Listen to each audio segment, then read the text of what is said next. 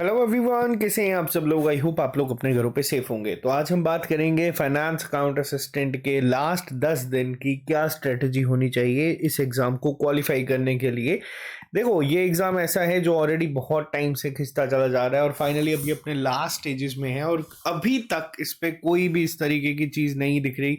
JKSSB सब exams conduct करवा रही है, हफ्ते 10 दिन के अंदर रिजल्ट निकल आ रहे हैं, लेकिन कुछ चीज़ें ऐसी हैं जिसका आपको ध्यान रखना है और ये लास्ट 10 दिन में किस तरीके से चीज़ों को यूटिलाइज करना है ताकि आपको जो रिजल्ट है वो और अच्छा मिल सके। और आप लोग किस तरीके से जो अभी भी कहीं ना कहीं एक छोटी सी कहीं आपको अगर लग रहा है कि कोई कमी रह रही है तो उसको अभी भी पूरा कर सकते हो। टाइम अभी भी आपके पास है, बस इसको सही तरीके से किस तरीके से यूटिलाइज करना है उस पर हम बात करेंगे। देखो, अभी के लिए हम लोगों ने एक टेस्ट शेड्यूल लॉन्च करा था जिसमें आप लोगों को टोटल 30 टेस्ट मिलेंगे। 10 जो है अपडेटेड टेस्ट मिल रहे हैं।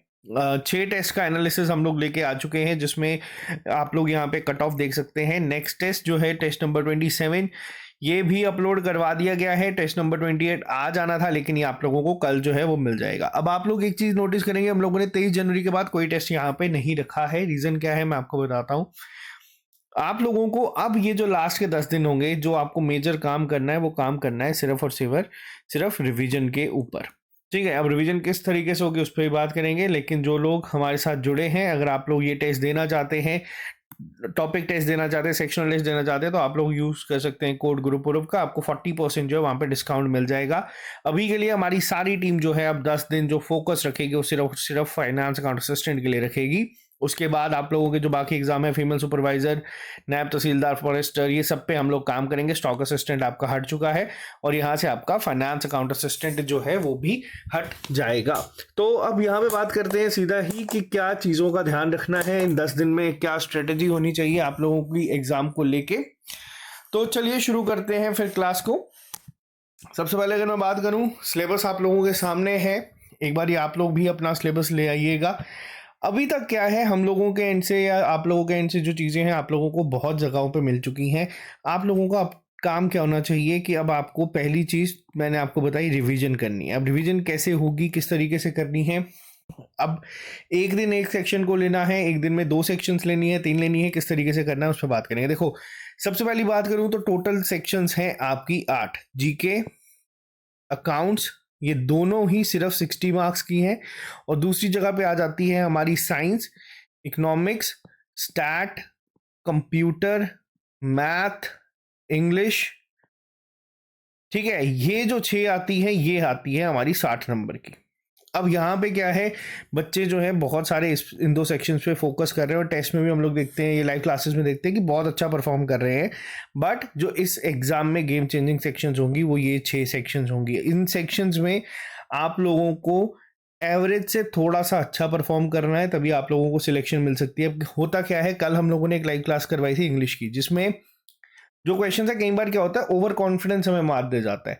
अब इंग्लिश से ही अगर मैं यहाँ पे डिस्कशन शुरू करूँ तो देखो, इंग्लिश के टॉपिक सिर्फ और सिर्फ यहाँ पे लिमिटेड है। आप लोगों को क्या करना है, आप लोगों को रोज एक इसका प्रैक्टिस सेट जो है वो लगाना है। अब आपके दिमाग में पहली चीज आएगी कि सर प्रैक्टिस सेट इतने है ही नहीं, लगाए कहाँ से। तो मैं आपको बताता हूँ क्या चीजें आपको करनी है। आपको सबसे पहली चीज क्या करनी है, एसएससी के जो सीजीएल के पेपर होते हैं ना, या CHSL के पेपर होते हैं, इसको आप लोग गूगल पे जा सकते हो, डाउनलोड कर सकते हो। 25 क्वेश्चंस का सेट होता है। कंप्रीहेंशन को आप लोग छोड़ सकते हो वहाँ पे, क्योंकि देखो 10 नंबर की सेक्शन है, स्मार्ट वर्क करना है। रीडिंग कंप्रीहेंशन यहाँ पे बहुत रेयर है कि अगर पूछा जाएगा तो। बट उसके अलावा वहाँ पे आपको क्या मिल जाएगा, उन प्रैक्टिस सेट में आपको ना नरेशन मिल जाएगी, आप लोगों को टेंसेस मिल जाएंगे, आप लोगों को फिल इन द ब्लैंक्स मिल जाएंगे, आप लोगों को क्लॉजेस मिल जाएंगे, पेयर ऑफ वर्ड्स मिल जाएंगे, इडियम फ्रेजेस मिल जाएगा, प्रीपोजिशन मिल जाएगी, एक्टिव पैसिव मिल जाएगा। तो यानी कि इन शॉर्ट रोज एक 25 क्वेश्चन का सेट लगाने पे आपको एक प्रैक्टिस सेट जो है वहां से मिल जाएगा। एसएससी सीजीएल का लगाओ, CHSL के लगाओ, जेकेएसएसबी का लेवल हम लोगों ने देखा है वो उसी के आसपास घूम रहा है कहीं ना कहीं। और यहाँ पे क्या होगा, नए क्वेश्चंस दिखेंगे, आप लोगों की रिवीजन हो जाएगी। अगर उस 25 के क्वेश्चन के सेट में आप लोग 18 से 20 सही करते हो तो यानी कि एक तो सेक्शन रोज रिवाइज हो रही है। हार्डली इसको टोटल टाइम मैं आपको बताता हूँ कितना लगेगा दिन में, वो लगेगा 10 मिनट। तो आप लोग अगर 10 मिनट इस तरीके से यूटिलाइज करोगे एक सेक्शन के ऊपर, वो आपको पेपर में 10 में से 10 नंबर देके जा सकती है। तो 24 घंटे में से 10 मिनट तो ये मैं मान के चल सकता हूँ कि आप लोग यहाँ पे निकाल सकते हैं। और इस सेक्शन को जो सबसे ज़्यादा नज़रअंदाज किया जा रहा है, इसको आप लोग एक अच्छा खासा होल्ड जो है वो बना सकते हो। ये तो थी पहली सेक्शन। दूसरी सेक्शन की अब मैं बात करूँगा यहाँ पे कि किस तरीके से अप्रोच होनी चाहिए, वो आती है हमारी कंप्यूटर सेक्शन को लेके। तो देखो, कंप्यूटर की बात करूं, कंप्यूटर में कुछ टॉपिक्स ऐसे हैं, मैंने आपको वीएलडब्ल्यू के एग्जाम में भी कहा था कि उसको पढ़ के जाना है, जिसमें सबसे पहला आ जाता है कन्वर्जन। किस तरीके का, जैसे आपको पहला आ जाता है कि बाइनरी को आपको डेसिमल में चेंज करना है, डेसिमल को आपको ऑक्टल में चेंज करना है, ऑक्टल को हेक्सा में चेंज करना है। अब यहाँ पे जब मैंने ये क्वेश्चन टेस्ट में डालना शुरू किए, जब मैंने क्वेश्चन आपको लाइव क्लासेस में डाले, बच्चे तब कहते थे सर ये है ही नहीं टॉपिक, आप क्यों पूछ रहे हो। ये पेपर में क्वेश्चन पूछा गया था। अब आपको यहाँ पे देखो, बेसिक जो सिलेबस है इसको तो आप लोगों ने बहुत बार पढ़ लिया है, लेकिन इसके अलावा आपको इन चीज़ों को पढ़ना है। अगर नहीं आती है तो प्रैक्टिस कर लो, मेरे से क्लास चाहिए, मैं एक दिन निकाल के आप लोगों को यहाँ पे चीज़ करवा दूंगा। क्योंकि देखो, यहाँ पे सवाल एक नंबर का नहीं है, पेपर में 0.25 पे कितना कंपटीशन होता है आप लोगों ने देखा है। इसके अलावा क्या क्या चीज़ें पूछी जाती हैं, अगर मैं ट्रेंड की बात करूं जो जेकेएसएससी पूछ रहा है, उसमें देखो क्वेश्चन, अगर 10 नंबर की सेक्शन ये है, 6 से 7 वही घिसे पिटे क्वेश्चन पूछे जा रहेंगे, और वही घिसे पिटे क्वेश्चन पूछे जा रहे हैं कि शॉर्ट फॉर्म क्या है, क्या फॉर्मूला है फायरवॉल और एंटीवायरस का। लेकिन देखो होता क्या है, जब 6 से 7 क्वेश्चन बेसिक आते हैं ना, उस दौरान ये 2 से 3 क्वेश्चन ऐसे डालते हैं जिसमें आपको ऑप्शंस में कंफ्यूजन देखने को मिलेगी। ऑप्शन जैसे अगर मैं बात करूं, जो वीएलडब्ल्यू में क्वेश्चन पूछा गया था आपके फायरवॉल के रिलेटेड, आपको वहां पे फीचर पूछा गया था और मैक्सिमम बच्चे फायरवॉल आंसर मार करके आए। अब यहाँ पे क्या है, यहाँ पे जो चीज़ ये है ना, इसको हमें थोड़ा ध्यान से रखना है। देखो, नो डाउट 10 क्वेश्चन जब पेपर आप लोग एग्जाम हॉल में बैठते हो, आज मैं आप यहाँ पे बात कर रहा हूँ, आप लोग अपने घरों पे बैठे होंगे, सुनने में आसानी लगती है, अब मैं बोल रहा हूँ आप सुनते जा रहे हो, लेकिन वहाँ जब बैठ के हमारा दिमाग 120 मिनट में 120 क्वेश्चंस करता है ना, स्किप हो जाती हैं चीज़ें, गलत होती हैं चीज़ें। इसी को अवॉइड कहाँ करना है, इसी को अवॉइड करना है टेस्ट में। टेस्ट में क्या होता है, हम लोग सेक्शन देखते हैं, मैं डाल देता हूँ 7+ अच्छा स्कोर था, आप अपना स्कोर चेक कर लेते हो 8 हो गया। उन 2 क्वेश्चन को एक बार ज़रूर चेक करो कि क्या वो 2 क्वेश्चन सही हो सकते थे। अगर हो सकते थे, या फिर आप चेक करोगे अगर हमारा स्कोर 7.5 बना है, जो 2 क्वेश्चन गलत हुए हैं, क्या वो क्वेश्चंस हम लोगों ने पढ़े थे। तो ये मेन चीज़ है। अब यहाँ पे ये सेक्शन क्या है, ये सेक्शन आप लोग अगर सिर्फ टेस्ट के ही अब क्वेश्चंस को लगा लो, वापस एक बार देख लो, अपना सेल्फ एनालिसिस को एक बार दोबारा चेक कर लो, आप लोग इस सेक्शन में भी बहुत अच्छा परफॉर्म कर सकते हैं। अब आप लोगों के दिमाग में आएगा कि सर आप लोग वापस से इंग्लिश कंप्यूटर की बात कर रहे हो, ये तो हमें सब पता है। मैं उन सेक्शन से बात शुरू कर रहा हूँ जिसको बच्चे बहुत लाइटली लेते हैं। अब आप अगर आपके पास अरिहंत की बुक है या कोई भी बुक है, रोज के 2 से 3 चैप्टर तो आप लोग रिवाइज कर सकते हो। 4 से 5 दिन में पूरा का पूरा कंप्यूटर खत्म हो जाएगा और आप उसको 2 बार रिवाइज कर सकते हो। अब 2 या 3 चैप्टर को रिवाइज करने में कितना टाइम लगेगा, मैक्सिमम टू मैक्सिमम 45 मिनट्स। ठीक है, 55 मिनट्स, 2 सेक्शन डेली बेसिस पे आपकी रिवीजन खत्म हो जाएगी। मैं सिर्फ आपको टाइम बता रहा हूँ। जो बच्चे कहते हैं ना सर लास्ट के टाइम में कितना पढ़े, अब कई बच्चे कहते हैं कि सर 24 में से ना हम 16 घंटे पढ़ रहे हैं। देखो 16 घंटे पढ़ने की जरूरत ही नहीं, कि अगर आप अपना काम जो है रिवीजन जो है 7 से 8 घंटों में कंप्लीट कर देते हो। प्रोडक्टिविटी पे काम करो कि कितनी चीज़ें ऐसी करी हैं। अब देखो यही सेम चीज़ क्या होती है, बच्चे में कहते हैं कि सर हम ना ऑफलाइन पढ़ाई कर रहे हैं, ऑफलाइन क्लासेस में जाते हैं। देखो ऑफलाइन में क्या होता है, 1 घंटा जाने में, 1 घंटा आने में, 3 घंटे की क्लास में, 1.5 घंटा बातों में, और टोटल प्रोडक्टिविटी होती है 1.5 घंटे की। 5 घंटे आप लोग वहाँ पे वेस्ट करते हो। घर पे बैठ के क्या है, वो 5 घंटे कॉन्टिन्यूटी में अगर आप पढ़ो तो एक पूरी की पूरी सेक्शन खत्म कर सकते हो।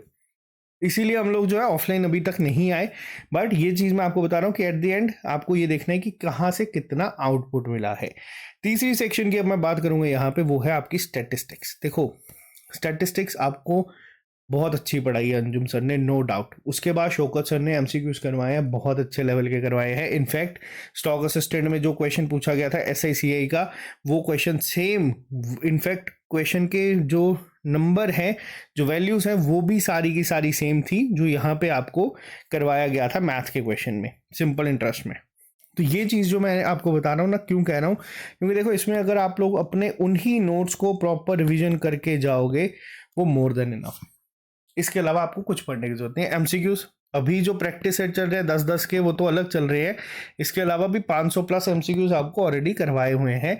अब बस उसको अच्छे से कर लो, फास्ट फॉरवर्ड कर लो 2x की स्पीड पे, उसको वीडियोस को देख लो, पॉज करके देख लो, सिर्फ मतलब पॉज करो, क्वेश्चन को देखो, फॉरवर्ड करो, आंसर चेक करो और नेक्स्ट पे बढ़ते जाओ। तो यहाँ से आपका ये सेक्शन जो है पूरी की पूरी निकल जाएगी।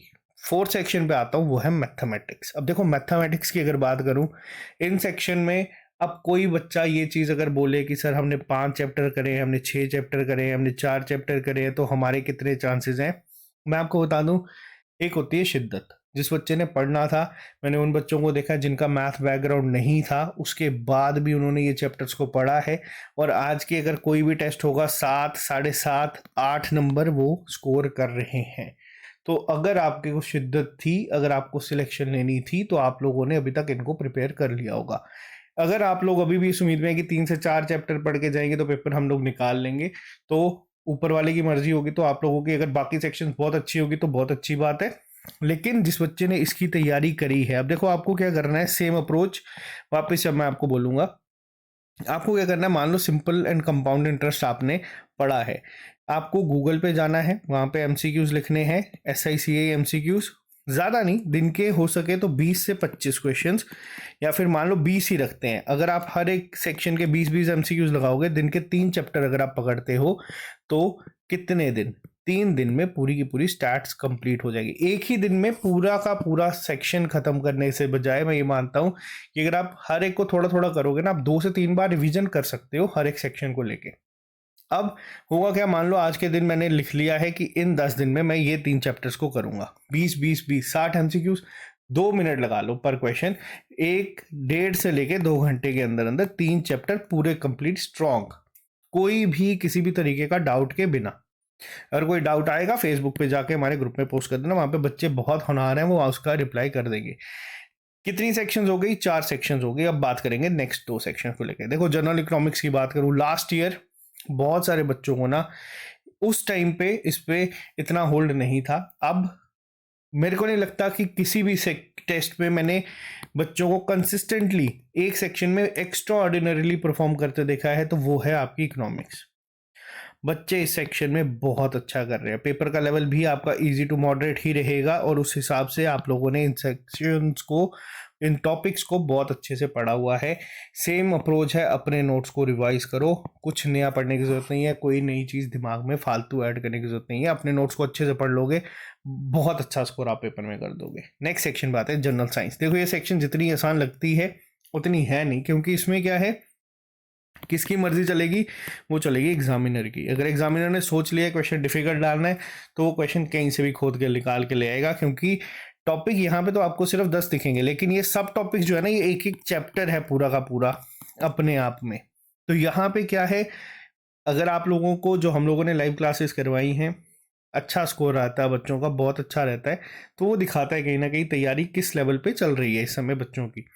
अब आपका क्या काम है, अब कुछ क्वेश्चंस ऐसे हैं जो पता है कि आएंगे ही आएंगे। विटामिन से किस तरीके से पूछा जाएगा, डिजीज से कैसा पूछा जाएगा, सबको पता है। वायरस से कौन सी है, बैक्टीरिया से कौन सी है, फंगस से कौन सी है, ये सारी चीज़ें आपको पढ़ लेनी है। इसके अलावा विटामिन के साइंटिफिक नेम क्या है, कौन सी विटामिन की कमी से कौन सी बीमारी होती है, इकोसिस्टम, फूड चेन, इसके ज़्यादा क्वेश्चन नहीं बनते हैं, बट इसको भी ध्यान से करना है। अप्रोच क्या करनी चाहिए, देखो मैं आपको सिंपल बताऊंगा। अपने नोट्स तो आप लोगों ने पढ़े हैं, अगर आपने जो नोट्स बनाए, एक बार NCERT देखना 9th 10th क्लास की, वहां पे ना आपको ये चैप्टर्स दिखेंगे, और मैं गारंटी लेता हूँ कि उसमें कुछ ना कुछ टॉपिक ऐसे होंगे जो आपको कहीं ना कहीं स्किप हो चुके होंगे। अपने नोट्स को सामने रखना है, इसके PDF आपको यूट्यूब पे, यूट्यूब कह रहा हूँ, गूगल पे आपको मिल जाएंगे। PDF डाउनलोड करना है इन चैप्टर्स के, पर्टिकुलर चैप्टर्स के, और एक बार ना बस इसको गो थ्रू करना है रिविजन पर्पस के लिए। अपने नोट्स तो है ही हैं, जो पढ़े हैं बनाए हैं वो तो है ही है। अब 10 टॉपिक हैं, दिन के 2 या 3 टॉपिक उठाओ, मैं मिनिमम कह रहा हूँ आपको, ताकि 2 बार रिवीजन हो जाएगी।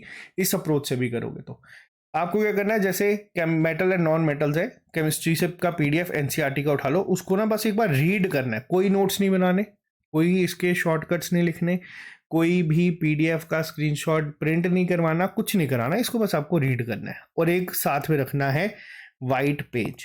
अब होगा क्या, मान लो मैं रीड कर रहा हूँ, मुझे वहां पे एक ऐसी लाइन दिखी जो कि मुझे नहीं पता, मैं उसको क्या करूंगा, एरो करके लिख दूंगा सिर्फ। अब ये चीज़ ना आपको थोड़ी सीखनी पड़ेगी। अब कई बच्चे क्या करते हैं, उनको ना लिखने की आदत है। NCERTs में मान लो अगर आपको 20 पेज का वो टॉपिक होगा, वो ना 20 पेज के ना अपने नोट्स बना देंगे, और उसमें बहुत टाइम वेस्ट होगा। आपको सिर्फ रिवीजन के तौर पे ये सेक्शंस को उठाना है और आपको बस एनसीईआरटीज को एक बार गो थ्रू करना है, सिर्फ और सिर्फ। बहुत सारे बच्चों ने नोट्स ही एनसीईआरटी से बनाए हैं, तो वो अपने नोट्स को ही कर सकते हैं। जिसने नहीं बनाए, आप ये चीज कर लेना। जनरल साइंस के पेपर में अगर आपको कोई एक क्वेश्चन भी इसके बाहर से दिख गया तो आप आके मेरे को यहाँ पे बोल देना कि सर ये चीज आपने बोली थी और हमारा टाइम वेस्ट हुआ और ये पेपर में नहीं दिखी। 6 सेक्शंस डन। नेक्स्ट पे आते हैं। देखो, अकाउंटेंसी की बात करूं तो आप लोग इस सेक्शन के लिए मैं मानता हूं कि पूरी के पूरे तरीके से तैयार हैं। 2020 से लेके 2024 आ चुका है। पंचायत अकाउंट असिस्टेंट से सिलसिला शुरू हुआ था और अभी तक 4 साल में आप लोग क्या से क्या कर सकते हैं इस सेक्शन को, तो इस पे हम लोग डिस्कशन ही नहीं करेंगे क्योंकि आप लोगों ने इसको पढ़ा है, बहुत बार पढ़ा है। सब फॉर्मूला, सब कंसेप्ट, सब चीज़ें आपको क्लियर हैं। आप लोगों को बस अपने नोट्स को रिवाइज करना है इसमें और कुछ एक्स्ट्रा नहीं करना। नेक्स्ट पे आते हैं, जो सेक्शन सबसे इंपॉर्टेंट है 30 नंबर की, वो है general knowledge with special reference to Jammu and Kashmir. देखो, अब इस सेक्शन की अगर मैं बात करूं तो इस सेक्शन में क्या चीज़ें हैं। इस सेक्शन में आपको वापस से 10 कंपोनेंट मिलेंगे। अगर मैं पेपर की बात करूं जीके लेवल का, तो जो भी रिसेंट एग्जाम हुए, एक हुआ है VAW का, एक कोई केमिस्ट का एग्जाम हुआ था, इसके अलावा एक एग्जाम हुआ है अभी रिसेंटली स्टॉक असिस्टेंट का। तीनों में जो जीके थी वो आपकी इजी टू मॉडरेट लेवल की थी, लेकिन ये जो पोस्ट थी ये थी लेवल 2, ये थी लेवल 4 और ये है लेवल 5। अब यहाँ पे कुछ चेंजेस क्या हुए थे जो देखने को मिले थे।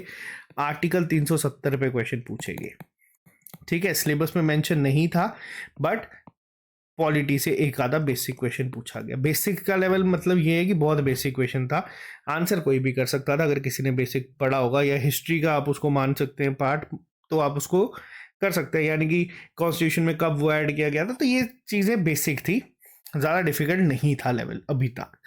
लेकिन अब कुछ चीज़ें क्या देखी गई, ट्रांसपोर्ट एंड कम्युनिकेशन में जो नेशनल हाईवे के क्वेश्चन पूछे गए थे वो ओल्ड नंबरिंग सिस्टम पे थे। मैंने 100 MCQs करवाए हैं, एक बार उसको बस गो थ्रू कर लेना। पुराने हैं, बट जो 2 पेपर अभी कंडक्ट हुए हैं दोनों में वो क्वेश्चंस उसमें कवर थे। केमिस्ट के पेपर का भी कवर था और ये भी कवर था। इसके अलावा इंडियन कल्चर आप लोगों ने पढ़ा हुआ है, अपने नोट्स को रिवाइज। करंट इवेंट्स की अगर मैं बात करूं, जिसको लेके बच्चों के दिमाग में एक डाउट रहता है कि सर कहाँ से पढ़े, कितना पढ़े। करंट इवेंट्स इंपॉर्टेंट थे CBT एग्जाम के लिए बहुत ज़्यादा, क्योंकि उसमें वेटेज जो है 10 से 12 चल रही थी हर एक पेपर में मिनिमम। अगर 30 नंबर का पेपर सेट करना है तो 10 से 12 करंट अफेयर के क्वेश्चन बनते ही बनते हैं, क्योंकि शिफ्ट ज़्यादा होती है। अब यहाँ पे क्या है, अब यहाँ पे क्वेश्चन ही 30 पूछे जा रहे हैं। आपको जम्मू कश्मीर के जो करंट अफेयर मैंने पढ़ाए हैं, हो सके तो फास्ट फॉरवर्ड करके एक बार ये देख लेना, क्योंकि जो क्वेश्चन इस बार पूछा गया था वो 2018 का पूछा गया था। लेकिन मैक्सिमम आप लोगों ने चीज़ों को पढ़ा है। एक बारी जो पुराने लेक्चर मैंने अपलोड किए ना, उसको भी फास्ट फॉरवर्ड करके, अगर वो कब, जब रात को सोने लगते हो तब, उस टाइम पे, ऐसा नहीं दिन में भर बैठ के उसको नहीं करना। जो यहाँ पे लास्ट के कुछ कंपोनेंट है, J&K हिस्ट्री, ये सारा का सारा नो योर डिस्ट्रिक्ट में से निकल गया था, जो अभी स्टॉक असिस्टेंट में 12 से 14 क्वेश्चंस देखने को मिले थे। तो ये सारे के सारे नो योर डिस्ट्रिक्ट में कवर होते हैं। तो ये आपका सारा कंपोनेंट इस पर्टिकुलर से निकल जाएगा। अब इसको अच्छे से पढ़ लेना। J&K रीऑर्गेनाइजेशन एक्ट के साथ साथ आपको बिल को भी पढ़ना है। मैंने एक लेक्चर बनाया था जो चेंजेस हुए हैं। उसके बाद रिवर एंड लेक के क्वेश्चन बेसिक हैं, हर एक चीज़ बेसिक है। इसको आप अपने अकॉर्डिंगली अपने हिसाब से रिवाइज कर सकते हो, लेकिन सिर्फ और सिर्फ अपने नोट्स को। अब इस समय क्या होता है, इस समय कई जगहों पे आप लोग हो सकता है क्रैश कोर्स पढ़ रहे हो, आप कई जगहों पे कुछ भी तरीके से कर रहे हो, आपको कुछ करने की जरूरत नहीं है। अगर आप किसी कोचिंग जा भी रहे हो तो अपने घर वापस आ जाओ। अब आपको किसी भी कोचिंग जाने की ज़रूरत नहीं है, वहाँ पर बहुत टाइम वेस्ट होता है। और लाइव क्लासेस में भी हम लोग भी अब कोशिश ये करते हैं कि अगर MCQs करवाने हैं तो fast forward, maximum to maximum limit होती है हमारी 30 मिनट के ऊपर क्लास ना जाए, क्योंकि अब मेन टारगेट मैं यहाँ पे यही रख रहा हूँ कि जहाँ पे जितना लिमिटेड टाइम आप लोगों का यूटिलाइज हो सकता है उतना करेंगे, बाकी आप लोग अपने अकॉर्डिंग चीज़ों को कर सकते हो। तो लास्ट 10 दिन की स्ट्रेटजी मैंने आपको बताई है। कोशिश ये रखनी है कि सारा का सारा जो रिवीजन है वो 2 से 3 बार आप हर एक सेक्शन का, 8 सेक्शंस का कंप्लीट करके जाएं। अब 2 से 3 बार कैसे होगा कि अगर आप 3 दिन में एक सेक्शन को खत्म करते हो, कैसे करना है वो मैंने आपको बता दिया। 3-3, 4-4 चैप्टर्स में ब्रेक कर सकते हो, और ज़रूरी नहीं है कि आपको 16 घंटे देने, आप 7 से 8 घंटे भी अगर अच्छे से देते हो टाइम को प्रॉपर मैनेज करके, तो ये भी बहुत ज़्यादा होगा। और रही बात यहाँ पे टेस्ट की, टेस्ट हम लोग देते हैं ताकि आप लोग चीज़ें सीख सको। पहली चीज़, नेगेटिव मार्किंग जो है उसको कम कैसे करना है, एक्यूरेसी पे काम कैसे करना है, टाइम मैनेजमेंट कैसे सीखना है। इस पेपर में टाइम मैनेजमेंट क्या होगा, इस पेपर में टाइम मैनेजमेंट होगा कि 1 से 1.5 घंटे में जब आप लोग सवा घंटे में पेपर खत्म कर दोगे तो उसके बाद के जो 45 मिनट्स है उस टाइम पे अपने हाथ को गलत कैसे मार करने से रोकोगे, ये सीखना है हम लोगों को। और लास्ट में क्या सीखना है, लास्ट में ये सीखना है कि जो आपका दिल ऑप्शन पहली बार आंसर बोलेगा उसको चेंज नहीं करना है किसी भी हालत में। आपका दिल पहली बार में सही बोलेगा और अप्रोच यही होनी चाहिए कि जो सेक्शंस आपने पढ़ी हैं जिस पे ज़्यादा होल्ड है उसको पहले उठाओ और उसको अपने अकॉर्डिंग सीक्वेंस में आप लोग करो। तो बाकी जो लास्ट के 3 टेस्ट है उसका लेवल हम लोग बिल्कुल JKSSB की तरह जो स्टॉक असिस्टेंट का पेपर होगा, इनफैक्ट इसमें भी हम लोगों ने चेंजेस किए हैं बट इनमें ज़्यादा करेंगे। तो आप लोगों को ये टेस्ट मिल जाएंगे, आप लोग रिवाइज करो चीज़ों को। अगर आप रिवाइज कर रहे हो, टॉपिक टेस्ट देने आप लोग टॉपिक टेस्ट दे सकते हो, सेक्शनल देने हैं सेक्शनल दे सकते हो, फुल लेंथ टेस्ट आपको मिल जाएंगे। बट मेहनत अब आप लोगों ने बहुत करी है, उसको एग्जीक्यूट करने का टाइम अब आ चुका है। एग्जीक्यूशन किस तरीके से होगी, एग्जीक्यूशन होगी अपने आप पे भरोसा रख के कि अगर इतनी मेहनत करी है तो आपकी सिलेक्शन यहाँ पे कोई नहीं रोक सकता। अब आपको बस आराम से पेपर देने जाना है। 10 दिन का जो टाइम अब आपके पास बचा है, 10 भी क्या 9 दिन अब आपके पास जो बचे हैं उसको बस एक प्रॉपर वे में अच्छे से रिवीजन करके ख़त्म कर दो। आपको जो रिजल्ट है बहुत अच्छे मिलेंगे। कट ऑफ हम लोग देखते आ रहे हैं, VLW में 88 पॉइंट समथिंग है, स्टॉक असिस्टेंट में भी 81 82 के ऊपर नहीं जाना चाहिए क्योंकि पेपर का जिस हिसाब से लेवल था उस पर भी वैकेंसीज कम थी। वैसे ही पेपर से पहले तो कट ऑफ का सोचना ही नहीं है और ये अप्रोच तो कहीं भी कभी भी बिल्कुल नहीं लेके जा रही कि 100 प्लस तो करके आने ही आने हैं, 220 में से 110 प्लस करके आने ही आने हैं। आप पेपर में उतना कराओ जितना आपको आता है, आपका नाम लिस्ट में होगा। तो आज के लिए सिर्फ इतना ही, शाम को मिलेंगे, अब कल मिलेंगे नए लेक्चर के साथ। अभी के लिए दीजिए इजाजत। Have a nice day, bye bye, take care, all the very best.